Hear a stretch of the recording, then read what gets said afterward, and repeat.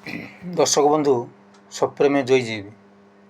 ଗୋଟିଏ କସ୍ତୁରୀ ମୃଗ କସ୍ତୁରୀ ସନ୍ଧାନରେ ଚାରିଆଡ଼େ ଘୁରି ବୁଲୁଛି, ହେଲେ କସ୍ତୁରୀ ସେ ପାଇପାରୁନି। ଶେଷରେ ତାର ପ୍ରାଣହାନି ଘଟୁଛି।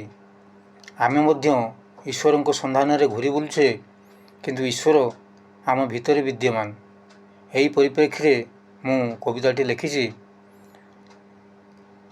କବିତାର ଶୀର୍ଷକ ରହିଛି ଭ୍ରାନ୍ତ ପଥିକ। ଆସନ୍ତୁ ପଢ଼ି ଶୁଣିବା। ଭ୍ରାନ୍ତ ପଥର ପଥିକ ମାନବ, ଦେବତା ଯାହାକୁ ମଣ, ବାଲି ଗୋଳି ମାଟି ପଥରରେ ଗଢ଼ା, ନିଜ ସ୍ଥିତିରେ ଅଜ୍ଞାନ। ସୂର୍ଯ୍ୟ ଚନ୍ଦ୍ର ତାରା ଗ୍ରହ ନକ୍ଷତ୍ରକୁ ପୁରୁଷ ହସ୍ତକୁ ଟେକି, ଜ୍ଞାନ ଶୂନ୍ୟ ପିଣ୍ଡ ସେକି ବର ଦେବ, ହେଉଛ ହତ ବିବେକୀ। ସଜୀବକୁ ହୀନ ନିର୍ଜୀବରେ ଭାବ, କରିଲ ବ୍ୟଞ୍ଜନ ଦେଇ, କାନ ନାକ ମଳି ମୁଣ୍ଡକୁ ବାଡ଼େଇ, କ୍ଷମା ମାଗୁଅଛ ଯାଇ। ପୂଜାରେ ମତିତ ସଜୀବରେ କର, ନିରନ୍ନରେ ଅନ୍ନ ଦେଇ, ବିନା ମନ୍ତ୍ରରେ ମଧୁ ବଚନେ ନୟନୁ ଲୋତକ ଜୀବଟି ବହି।